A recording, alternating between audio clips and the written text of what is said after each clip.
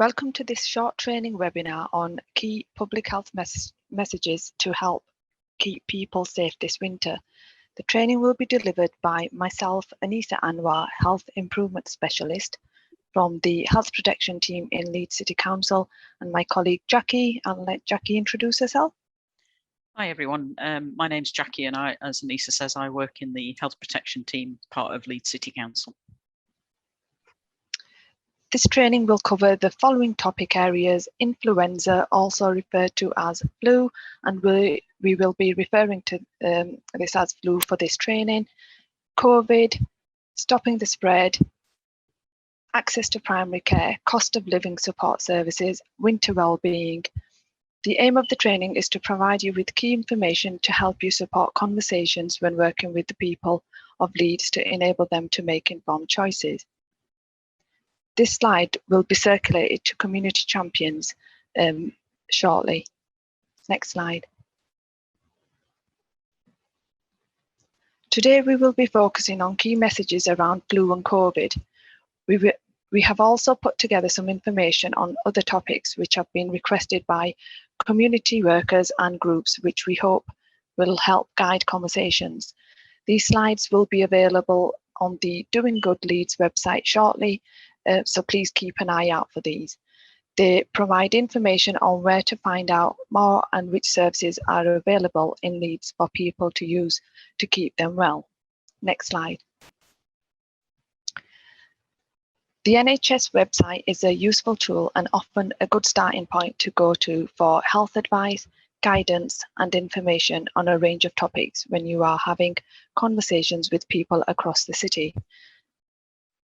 Next slide.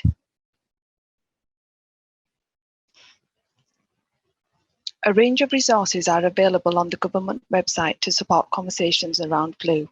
A few you can see on the slide here.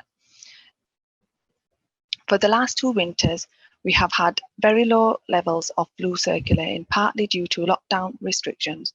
This year, as we are all mixing more and are expecting much higher levels, we look at what is happening in other countries such as Australia. Australia's experience from their winter season is usually a strong indicator of what we can expect for our winter season. Australia have had high levels of flu this winter, and the season started early and affected a lot of people. We are expecting similar trends and cases of flu are being seen. This is due to lower levels of natural immunity. It is important people get the vaccine and have the chance to discuss information and any concerns, and your role is very important in this. Most of us spending more time indoors during the autumn and winter with more people and generally in less ventilated rooms. These are ideal conditions for viruses such as COVID and flu to spread.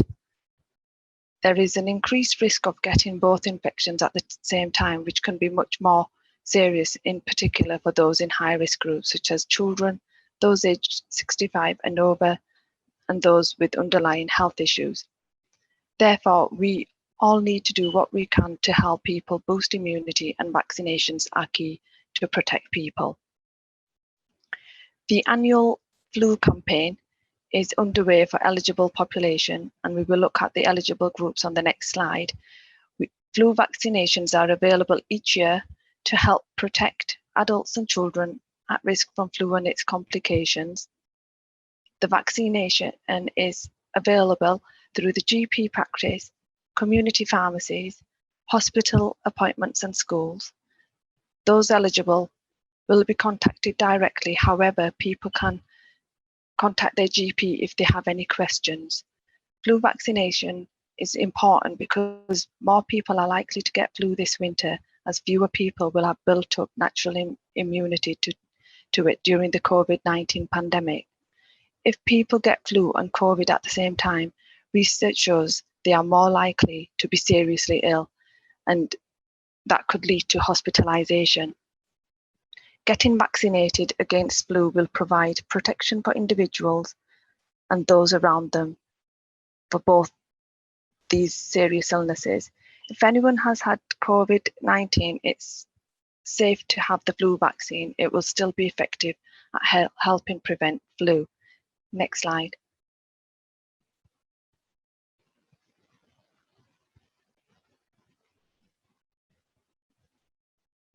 The eligible criteria for flu vaccine changes every year due to different strains of flu circulating, and a new vaccine has to be prepared to adapt the changes. I won't go through all the list you see on the slide here, but just to point out that children can be affected by flu because it causes quite serious complications. And to protect children against flu and other serious illnesses such as bronchitis and pneumonia, the vaccine is a real protection for that. If you have a child aged 2 or 3, you will be contacted directly by the GP practice to arrange an appointment. Primary school children will also receive the free nasal spray vaccination in schools. Flu can be very unpleasant for children, and as they can develop more serious complications, it's important that steps are taken early to avoid the spread of flu over the winter months. Parents who have children aged 2 and 3 should respond to the invite from the GP practice and get the vaccination done as early as possible. For young children, the nasal spray vaccine is a quick, painless and effective way to protect without the need for injections. Children can act as a super spreader of flu so that they can easily pass it on to family, friends and others. The free nasal spray vaccination can help protect your child from flu and also reduce the chance of flu spreading to others. For adults, flu is potentially very serious illness, and we know adults over 65 are more likely to catch and have complications for flu. We have also got the clinical risk group for people with serious health issues who are also at high risk of serious complications. So it is important to protect people with long-term health conditions as well. For further information on eligibility can be found on NHS website, which you can see on the screen here now. Next slide.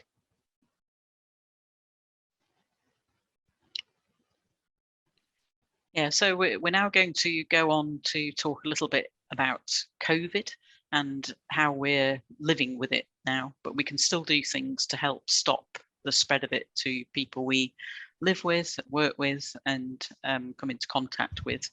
So the key messages really for this are to get vaccinated against COVID-19, and you can book these appointments online, quite straightforward to do that.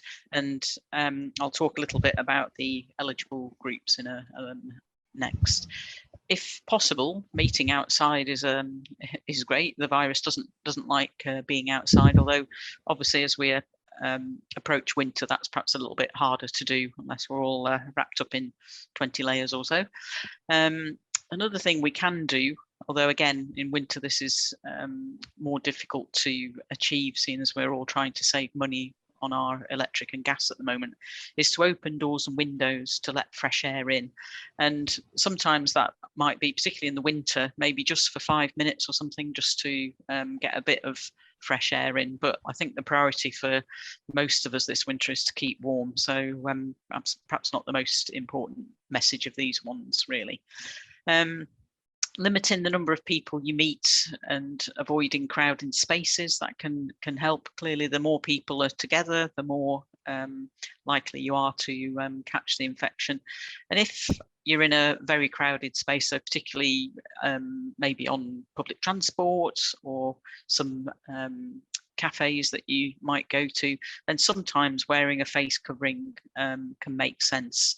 So it's individual choice, but having one with you can help you make that decision depending on how many people are around. And it's also still very important to wash your hands with soap and water or use a hand sanitizer regularly throughout the day. And that message applies to lots of different infections. Now, I think for many of us, we might be tempted to think, oh, COVID's not a problem anymore, it's gone away. And that's not quite the case. There's still around 1 in 60 to 70 people would test positive for COVID now. So it is still around, but less than it was even a few weeks ago. This can change from week to week, and we've seen throughout the pandemic, sometimes we get peaks of how many people are infected. So it is a changeable thing. But the big difference now in comparison to back in March 2020, when coronavirus was first detected, is that we're much better protected against it through the vaccine program, but also people's natural immunity. Having caught COVID in the past, they've built up a degree of immunity to it. And also, if you get the virus, we're in a much better position to actually treat it, with drugs having been identified which are effective in terms of treating it. So a much better place. Next slide, please. So we're going to go on to talk a little bit about the COVID vaccine now. This winter, we are expecting many respiratory infections, including COVID-19 and flu, to be circulating at high levels. So vaccines do remain the most important and effective way we can protect ourselves and others from becoming seriously ill, and sadly in some cases dying from these infections. So currently we're still looking at the autumn booster programme, and the difference with the vaccine now is that we're trying to target those people most at risk. So anybody aged over 50, residents in care homes for older people, and those aged 5 and over that have got a clinical risk, and also health and social care staff are the ones that are being targeted to have the vaccine this autumn. But the general programme is still going on. So remember, it's never too late for people to start their vaccine journey. If they've opted out before, there's still an opportunity for them to come forward and have that, perhaps having had a conversation with yourselves or had different information, and they might be in a position now to come forward. So that is an offer that's there. Okay, so the reasons why people don't come forward to have a vaccine are complex, and it's important that people do get reliable information and can discuss their concerns, but ultimately it's their choice. So all of us, we're not trying to push people into having a vaccine. It's about equipping them with the right information that they can decide, and your role is really crucial in this, in terms of having conversations with people about the vaccine. And we have seen locally that in some communities, the lower rates of uptake of the vaccine. So actually having people like yourselves working alongside the community and discussing it are really important as well. And having vaccines is important for us as individuals, but it's also important for us to protect other services as well. So things like hospitals, winter is a really busy time for them. You know, more of us fall, we might break things and end up there. So they need the capacity to treat everybody who's got anything wrong with them. So hence the reason, if we can all protect ourselves from getting viruses and ending up in hospital, that helps them as well as others that are seeking treatment for other things. Okay, right, if you'd like, next slide, please. So vaccines, this slide is just to show you that vaccines have been part of our lives for a long time, really since 1796, so a long time. So the way in which vaccines are produced and the research that goes into them has changed over time as our understanding about how they work happens. And for example, flu vaccination began in the 1930s first of all, but it wasn't until the 1960s that it became a national program in the UK, and it's remained that ever since. So tried and tested, the people that know about the vaccines change it a little bit every year.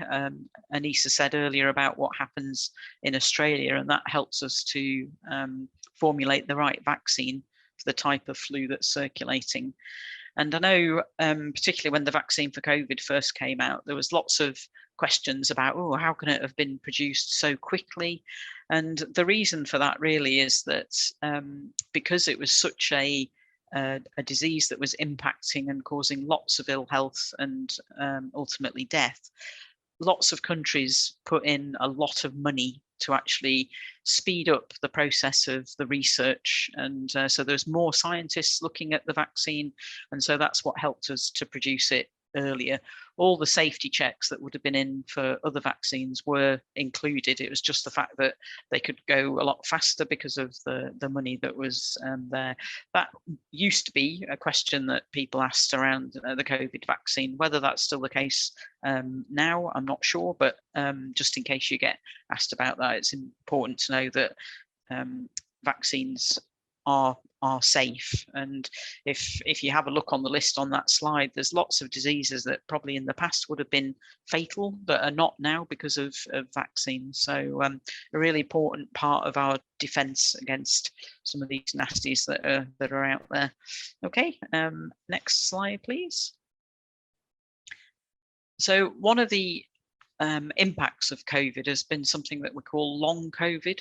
So this is where people have had the infection, but haven't fully recovered, and they're still feeling some of these symptoms. So they're feeling a lot more tired than they would do normally. They've got headaches, potentially short of breath. So if they just go out walking as they would do normally, they find that more of a struggle.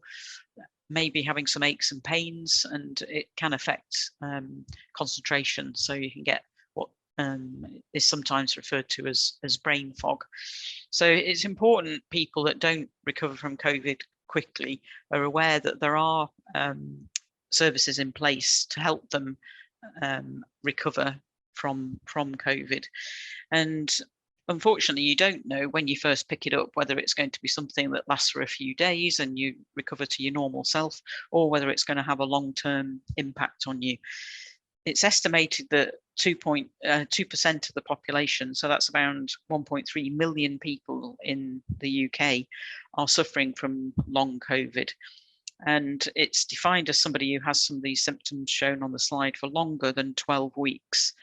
And there is a Leeds long COVID community rehabilitation service that can help. And that team consists of a mix of professionals. So people like physiotherapists, occupational therapists, dietitians, rehabilitation assistants, and psychological therapists as well. And the team are supported by doctors in various specialities. So if you come across anybody who talks to you and say, oh, I've not really recovered from COVID, then it's important that you can direct them to their GP, who would be able to then put them in touch with the long COVID community rehab team to get some support there. Okay, so can we have the next slide, please? So we're now going to talk a little bit about stopping the spread. And many of these things apply to all sorts of infections, so not just flu and COVID, lots of things that might cause diarrhea and vomiting and other respiratory infections. So we all need to wash our hands often, but there's certain key points during our day that we definitely should, and do so thoroughly as well. So these are after using the toilet, before eating or handling food, and after touching animals. Those are the key ones that we should always wash our hands. And soap and water is the easiest way, but I think we've all got used to using hand gel during the COVID pandemic, and that can be appropriate to use if hand washing facilities are not available. But actually, if your hands are dirty and have been soiled by something, then it's really important in that instance that you do wash your hands with soap and water. So to help you prevent things like norovirus and gastroenteritis as well. So things like diarrhea and vomiting. So obviously soap and water is the easiest way, but sometimes we're not, it's not possible, but where we can, make sure that we use soap and water. And the other way of spreading diseases is when we sneeze or cough. So as well as washing our hands frequently and thoroughly, we also need to think about respiratory hygiene. So that's making sure that we perhaps are carrying tissue. So if you cough or sneeze, then we catch it in a tissue and then throw it away. If you don't have a tissue, you can use the crook of your elbow and basically cough or sneeze into that. And the reason that's successful is that you don't shake hands with your elbow. So that's one way of stopping the spread. But it might be tempting to think, oh, well, they're very simple messages. And yeah, you're right, they are, but they're incredibly effective. If we all wash our hands thoroughly more often and caught our sneezes, then we'd reduce the spread of many of these diseases. So it's really important. And if we can have the next slide, please. These are just some resources that show you the catch it, kill it. Sorry, wrong way around. Catch it, bin it, kill it message. That's about the respiratory, and then the poster on the left is from the World Health Organization, which is talking about cleaning your hands saves lives, and that's what we can all do. There is a link to a video on here as well, how to wash your hands, because whilst we all do it every day, there's more thorough, effective ways of washing your hands, which is much more effective. So definitely would encourage you to watch that link. And I'm now going to hand over to Anissa. Thank you, Jackie. So now we're going to look at access and advice for primary care. So you'll see here information on how to help people register with primary care and find services that are available by them. Primary care serves as the public's entry point into healthcare system, and primary care providers include GP and nurses, and they generally refer people to other services to receive more advanced treatment when needed. You can scan the QR code to help people find a practice near them. GP practices have catchment areas where their patients come from, so it's important to identify practices closer to where people live. Some people are unaware about access to primary care and that it is free to access services offered by them. The yellow card you see on the screen here can help people with registering at a GP practice and outlines that everyone in England is entitled to register and receive treatment from a GP practice without providing proof of ID or a fixed address.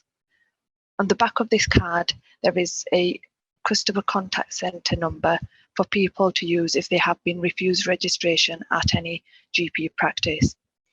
Voluntary organisations can get physical copies of the yellow card from their local health watch to share with their community they work with, or download a digital copy of the access card. As I've said, some people are generally not aware that the services are free, and when we look at people who come from Eastern European countries where the access to primary care is different there, they may think it's a similar process here. So just to sort of educate people that the access and sort of first point of call for primary care is free at entry is crucial to highlight.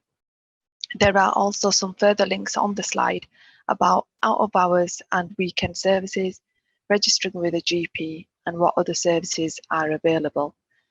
Next slide.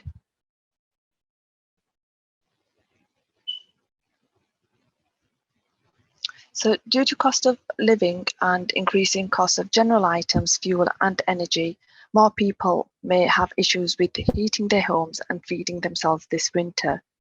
In Leeds, people can access free, confidential and impartial help and advice on a range of money-related matters such as debt, money, energy and utilities. There is also one-to-one tailored support available via digital, telephone and face-to-face appointments. On the screen, you see the local Money Information Centre website information, which has details on where to access free, independent and confidential advice and support in the following areas: debt and money, benefits, advice and universal credit, emergency food, low-cost loans, energy, utility and household bills, employment support, and gambling information as well. You can also find help and support from the Home Plus care and repair service, and again, the details of that are on the slide. Next slide, please. Winter wellbeing is important, and Winter Friends support is available via volunteers in the community offering friendly and helpful support. It could be something as simple as helping out with a day-to-day task, from gritting a neighbour's path when it gets icy, or sharing local knowledge or a warm winter recipe which you may be able to share with the local community, just to help them provide themselves with more warmer sort of meals through the winter. It is important to keep yourself and others well this winter. There are a range of useful links and easy to download resources on the Winter Friends website to help with physical health, mental well-being, children and families, and winter wellness. Next slide, please. So that is the end of the webinar. Thank you for listening. We hope you found the training useful. The end.